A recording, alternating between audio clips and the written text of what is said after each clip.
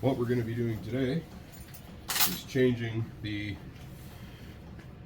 timing chain tensioner on this OM642 V6 Mercedes diesel, and we're going to be using all very basic hand tools. First thing to do on this Jeep WK, it's a 2008, is to remove the air intake box. We need to get down here. So we're going to remove the intake tube first and then the air box. I'm going to start by unplugging the mass airflow sensor.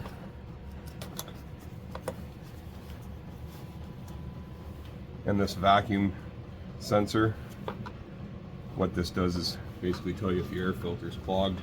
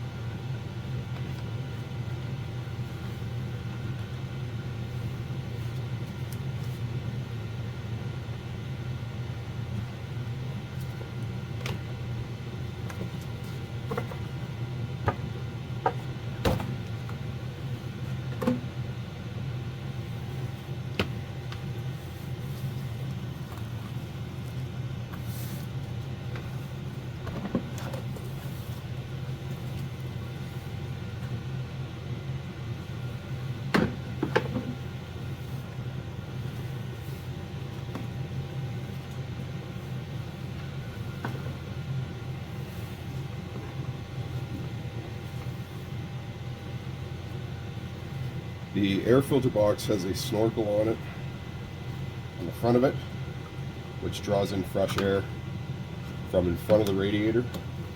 So you just have to remove these push clips, and what we'll do is we'll just lift the grill of the Jeep forward a little bit, and then we can just pop that out of the air box, and then the air box will lift straight up.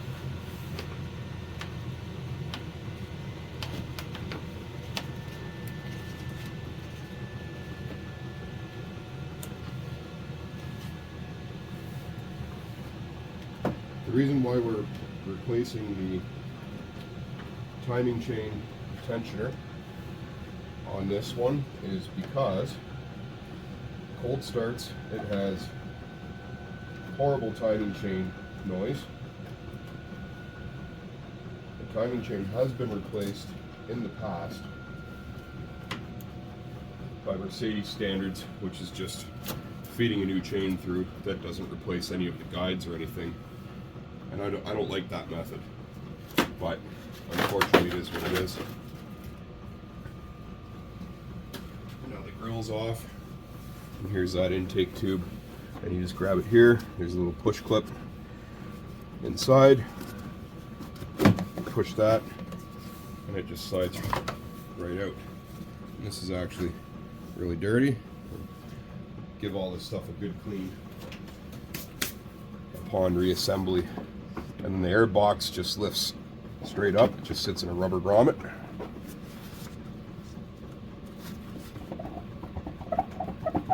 It takes some wiggling. So where we're going is right down here behind this cable. You'll see a 22 mil nut, or 22 mil bolt head is what it looks like. And that is your timing chain tensioner. So let's get a shot of that.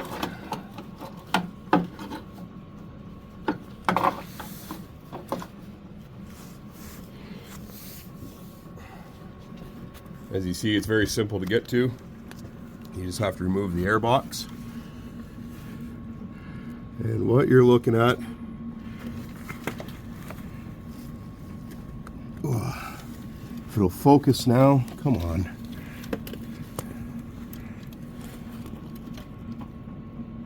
Is this bolt looking thing right here that my finger is touching. So it looks tight, but you actually have a pretty good amount of room to get to it there. You just gotta work around the dipstick, the engine dipstick a little bit.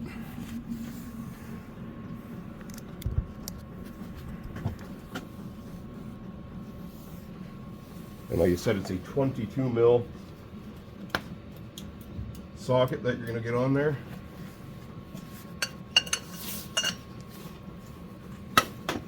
There we go. We're loose.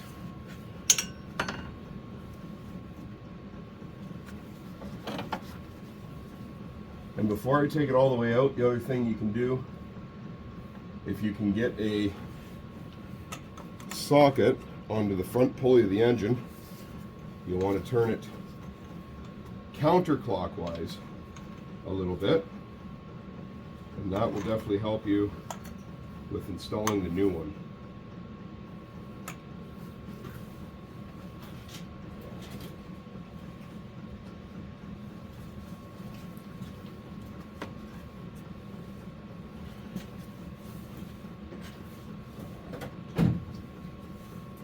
I'm not going to bother with that right now unless I absolutely have to when I go to put it back in.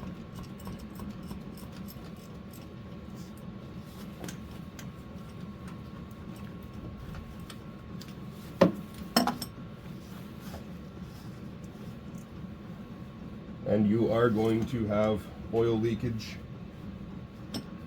so it'll be a good idea to clean everything off real good when you reassemble.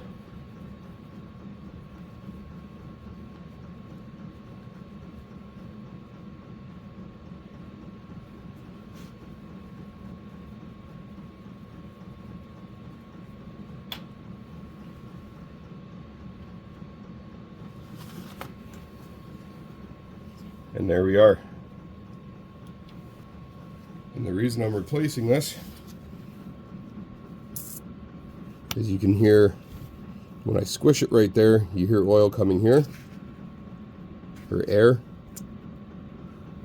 And what it's doing is, this is an oil bypass, so your oil gets pumped into here, which fills up the tensioner, and it's relieved here, which helps oil your chain.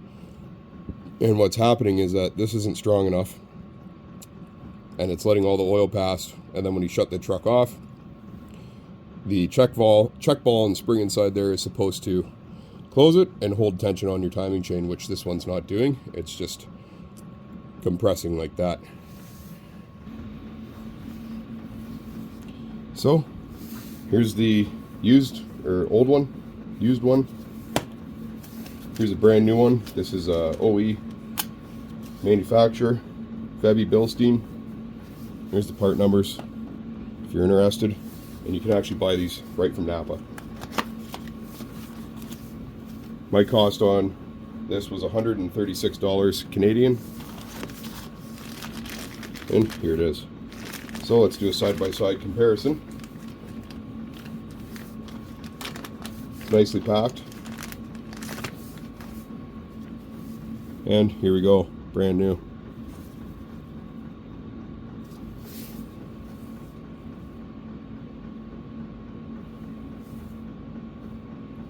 Looking at these side by side, I can actually see that the relief spring in this one is much much smaller diameter, so it's probably got less tension. This one looks a lot better. This one's actually engraved with Febby. So I wonder when the timing chain was done on this, if it was replaced, but it does look like we actually have original part number there. Well, I hit it with a wire brush, and there's some sort of stampings on it. It has a date stamp on it, 08/02/07. So the truck's 2008, so that makes sense. So this is absolutely original. This wasn't replaced when they ran a new timing chain through it. So that's ghetto. Anyway, let's get to installing this. You can see we have our crush washer is already on there. Make sure that when you're tightening this up, you have quite a ways to thread it in. Make sure that this washer doesn't fall down like that. You don't tighten it up like this. That would be bad. So make sure it's on there. If you have any trouble holding it there, you can actually even put a dab of grease on it, which is what I'm going to do, just to give me that little bit of peace of mind. And actually, I'm just going to use a little bit of fluid film because it's pretty sticky stuff, and it's not going to hurt anything. You don't need to put any sealant Loctite or anything of that nature on the threads of your tensioner. Don't do that. Now, let's see if I can install this just with pure muscle, or if I'm going to have to rotate the engine counterclockwise to slack up the timing chain a little bit. Hopefully not, because it's kind of a miserable thing to get to.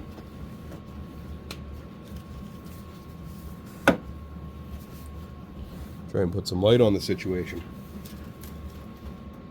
And also I'm going to try and do this without my fat head blocking the camera too much. I'm also going to take a clean rag and just clean around the hole.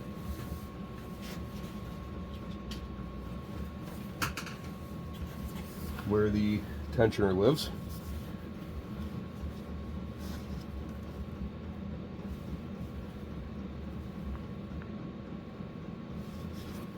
Just so that we don't have any dirt there. Actually looks not too bad.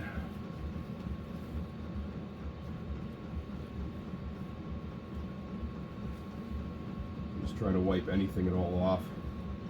We also don't want any dirt in that hole at all. So I'm going to stick my head way down here and have a look. We look pretty good.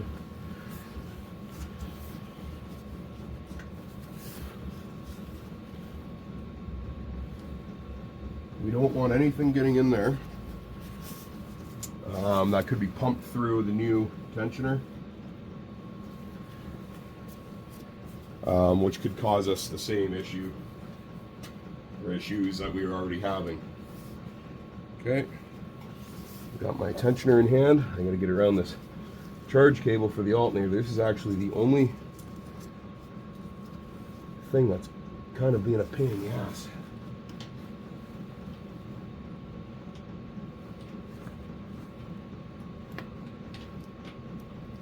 Wiggle it in there around the dipstick. You can also pull off the oil cap.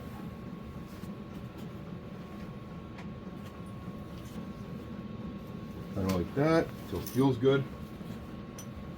Then we're going to set it to 80 Newman. Okay, so now I'm going to go ahead and set my torque wrench to 80 Newton meters or 59 foot-pounds.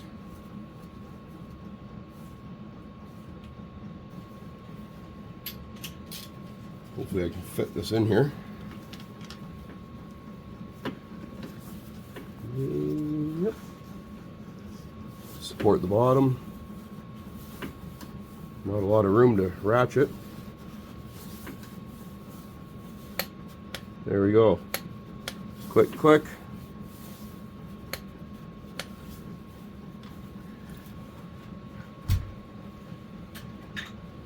You want to make sure you get the oil cleaned off your alternator real well.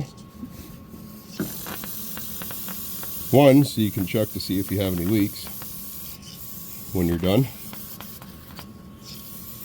And two, the oil will kill your alternator.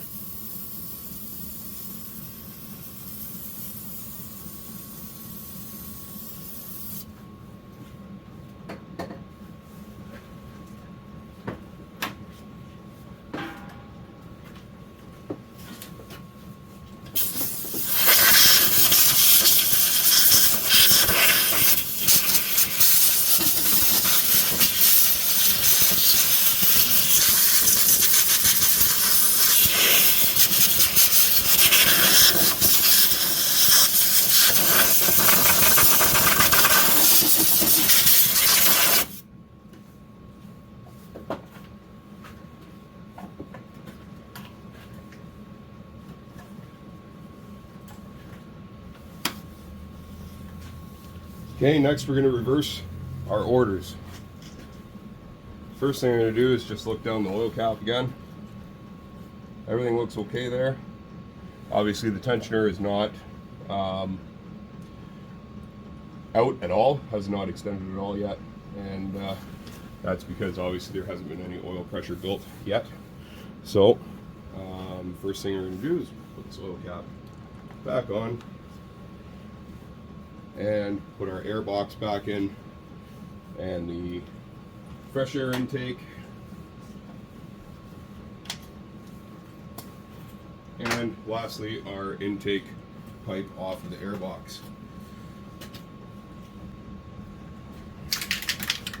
I always put a little bit of lubricant wherever the rubber grommets of the air box sit.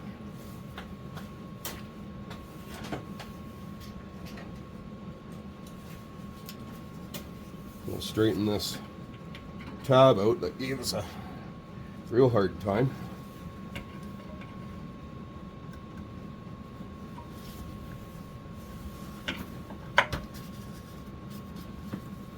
I'm not even sure if I bent it like that, trying to undo it, or where it should be. Somewhere around there.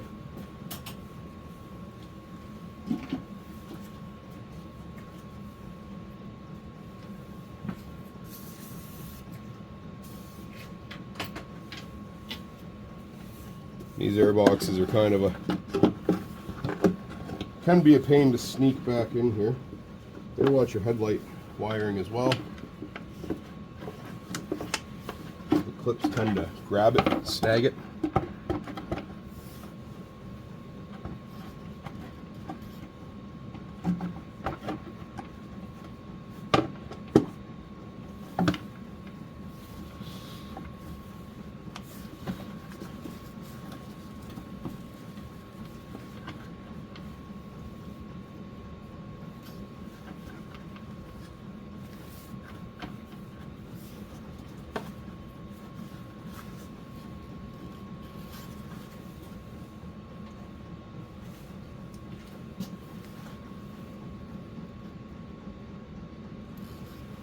Pretty well lined up with that. I'm just gonna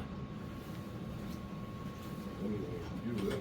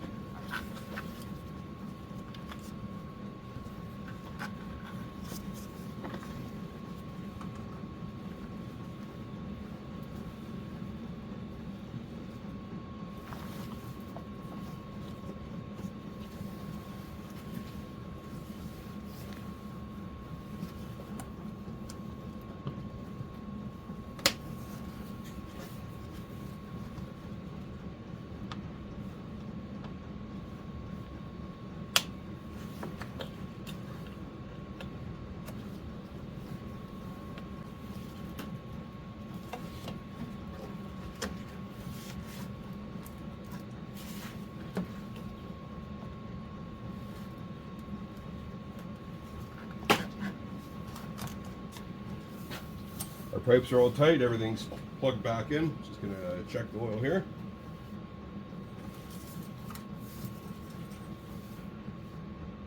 And we're right in the happy zone.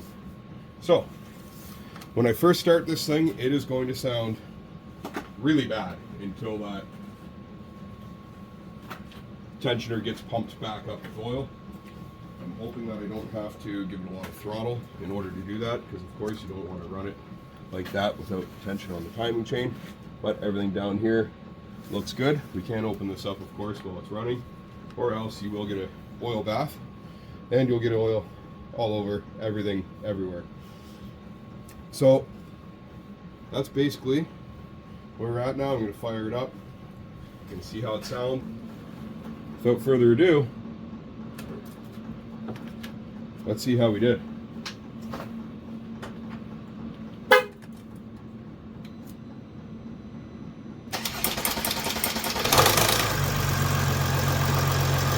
Wow.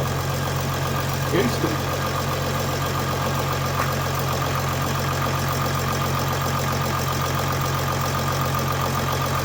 That's excellent. And actually, I thought it was going to sound way worse for a lot longer.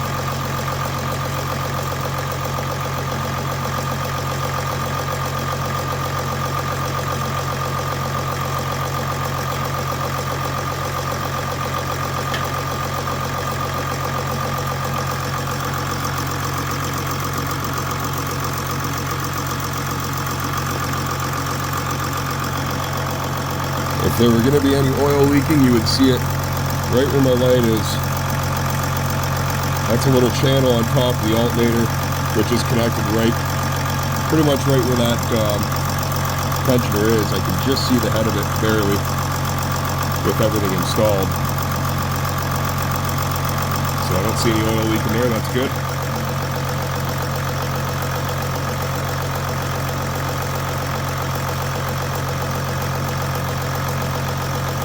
That's great. We obviously don't have any check engine light. If there's a check engine light, the remote start also won't work.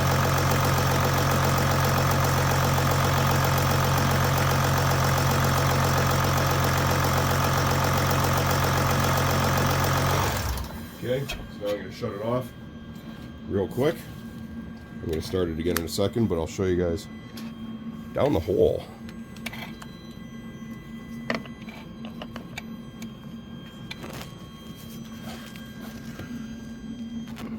There's our, hard to see.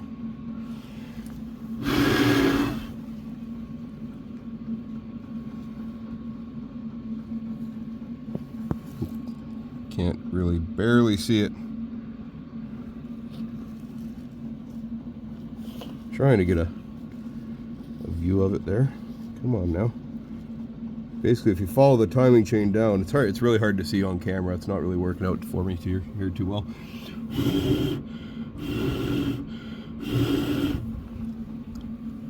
Let's see. How's that? That's better. Now you can see it. Ish. Doesn't seem to want to focus, but you can see the brand new threaded part of the tensioner down there. And of course the piece sticking out. Oh, there we go. No. Damn. Just as it. Anyway. That's good. That's bent. It's exactly what we wanted.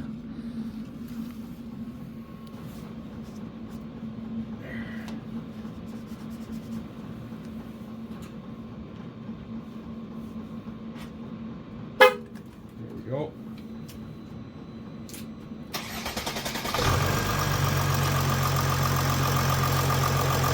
Perfect.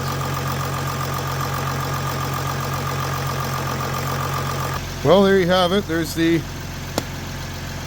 timing chain tensioner on an OM642 Mercedes Benz diesel.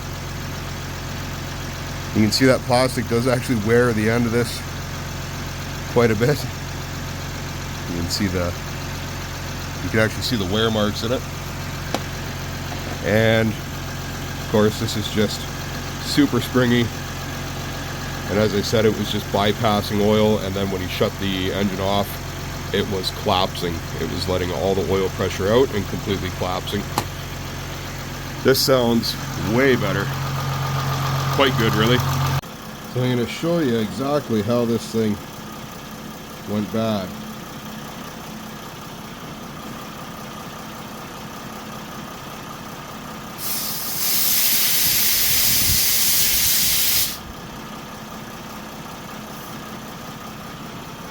I just pumped it up with compressed air.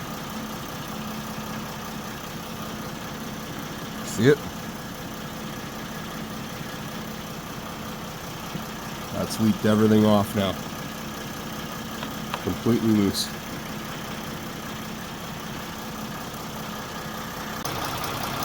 Okay, so it's ran up until it's dropped down to its lowest idle. Everything sounds great. I'm going to give her a little rev there just to make sure everything still sounds great. Okay, it's been about 15, close to 20 minutes. I'm going to do a start on it now. I've looked at the tensioner already. It doesn't look like it's recessed any at all. So I'm going to start it up. I've got my other vehicles moved, and then we'll take her for a drive.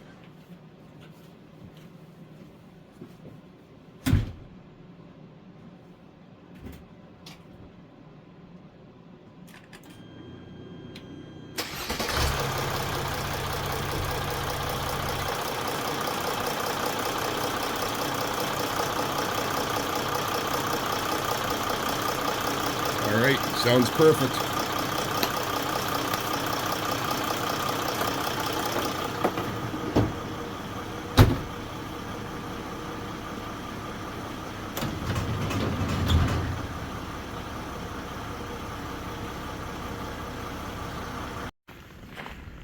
Well, it's -10, which is the coldest it's been this winter yet. It's blowy and windy and cold. So, here's the first test. Like I said, we had the issues with the remote start when it was first thing in the morning. Let's see.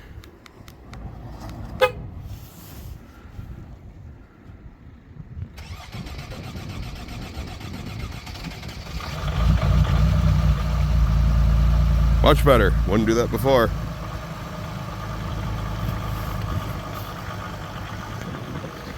Now it's mine's turn.